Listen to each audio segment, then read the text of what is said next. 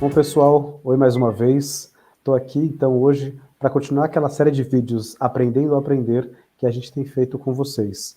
Hoje, trouxe aqui dois colegas aqui do ISFES, professores, professor Carlos Marlo e professora Angélica Turaça, para a gente discutir um pouco de como é que é ler em exatas.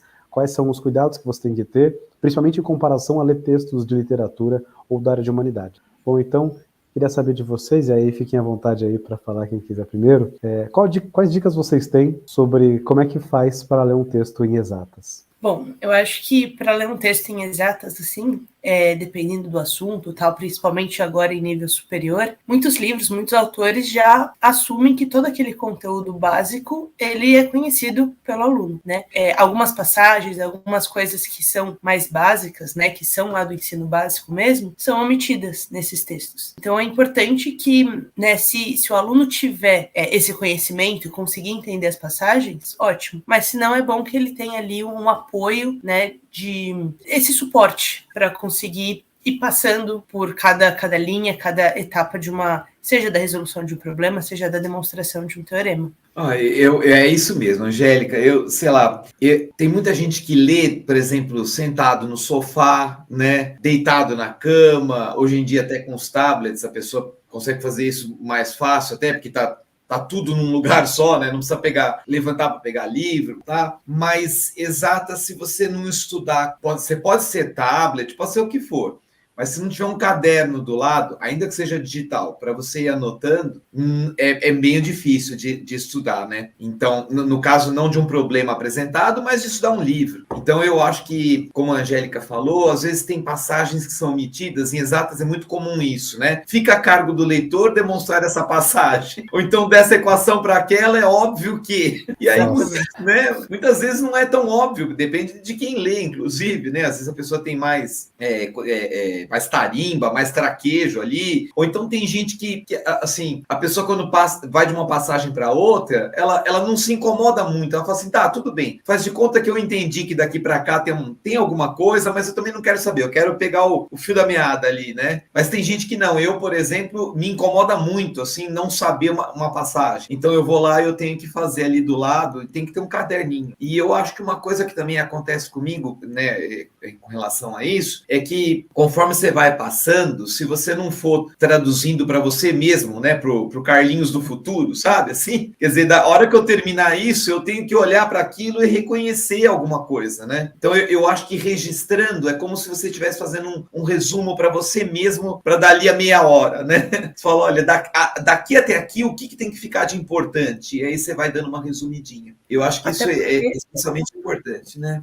E aí, para complementar isso que o Carlinhos falou, né, as ideias, elas estão sempre muito encadeadas. Então, de repente, lá no final do texto, ele vai recuperar algo que ele deduziu ou que ele assumiu lá no começo. Então, se você só vai lendo, né, ou só vai, tipo, deixando passar algumas coisas, não se atenta a algumas informações, a alguns detalhes, quando ele fala assim, então, por causa disso, você fala, não, mas de onde ele tirou isso? Foi uma informação que ele falou, vamos assumir que essa coisa é verdadeira, sabe? Então, o fato dessas ideias, de todas as coisas estarem muito relacionadas, é importante ter essas informações que ele falou, né? De tipo, vou fazendo um resuminho, eu vou falando para mim mesmo qual que é o passo a passo que está sendo feito, que está acontecendo, para poder entender como chegou naquele resultado final. Gente, uma coisa que também eu vejo muito, por exemplo, e aí acho que depende muito de cada um, né? Eu lembro quando eu comecei a estudar cálculo, aqueles livros que nós estudamos lá do Guidorizzi, né? E, inclusive, aquilo me perturbou tanto que um dia falaram assim, olha, o Guidorizzi dá aula na turma da elétrica, e eu era da civil. Aí eu saí e fui assistir a aula dele. Falei, quem sabe, olhando para a cara dele, fica mais claro, né? Justo, vamos ouvir direto da fonte. Direto da fonte. E aí eu percebi uma coisa que, assim, primeiro que a aula é muito diferente do livro, né? Da mesma pessoa. O livro, a pessoa não escreve só para os alunos, mas, quer dizer, os estudantes, mas escreve para outros autores também. Então existe um formalismo, uma coisa meio diferente. Segundo, eu fui percebendo isso, demorou para eu aprender, né? Acho que demorou porque eu aprendi só na faculdade, que eu sou uma pessoa de raciocínio muito linear, sabe? Então, eu tenho muita dificuldade de me livrar do começo, assim. Se eu não entender a primeira página, eu não passo para a segunda. E se eu não entender a segunda, eu não passo para a terceira. Tem gente que consegue encaixotar um bloco de raciocínio. A pessoa sabe a entrada, sabe a saída e o meio não importa. A pessoa consegue fazer uma relação ali de entrada e saída. Eu não consigo. Eu preciso passar por todas as etapas e cada vez que eu faço isso, de novo, mesmo agora, depois de velho, eu tenho que fazer tudo de novo. Eu não sou uma pessoa que tem essa coisa de, sabe, dadas as condições do problema, eu já tenho um resultado pronto ali, eu pulo assim o bloco de raciocínio, né? E uma outra coisa que eu acho que é legal, a gente estava falando agora há pouco de estudar exatas, mas matemática é meio diferente de física, por exemplo, né? E física tem muitas partes, a física. Então, por exemplo, mecânica, que geralmente é um estudo do movimento, mas envolve relacionar forças com movimento, se você não fizer um desenho, e muitas vezes um desenho muito mal feito, você não consegue tirar nada dali, fica muito mais difícil, assim. Tem gente que acha que consegue imaginar um bloco escorregando num looping, aí no ponto mais alto, qual é a velocidade para que ele consiga fazer o looping completo. Se não fizer um desenho, é meio complicado, né? Em outros momentos, por exemplo, física térmica, eu quando era mais moleque, assim, no colégio, falava assim, olha, alguns bloquinhos de gelo são colocados dentro da água com tal temperatura e a gente tem uma mania de fazer um storyboard, assim, sabe? Vai fazendo não adianta nada. Assim, um tanto de água e coloca uns bloquinhos de gelo lá dentro. Aí a pessoa vai e perde um tempão desenhando os bloquinhos de gelo. Isso não ajuda em nada, né? Então, por exemplo, em física, que é o que eu ensino, né, dou mais aula de física do que de matemática, eu acho que tem que ver que tem vários tipos de física e para cada uma delas tem uma estratégia meio diferente, né? Às vezes, assim, fazer um esquema, um desenho ajuda, às vezes não ajuda. Justo. E posso falar só mais uma coisinha? Claro, diz aí. Eu tenho dado aula de eletromagnetismo, por exemplo, e de física do movimento aqui no INSPER, né? E toda aula eu faço a gente deixa eles consultarem um formulário, eu vou lá no cantinho e faço na lousa o formulário, você entendeu? Para tentar ajudá-los, né? E a gente fala, olha, vocês têm que fazer o formulário de próprio punho, tem que ser escrito, você tem que escrever, não vale pegar o do colega e imprimir, não vale deixar no computador, a gente quer que você faça de próprio punho. Quando você diz formulário, Carlinhos, você está pensando no quê? Por exemplo, lei de Ampère, lei de Faraday-Maxwell, sabe?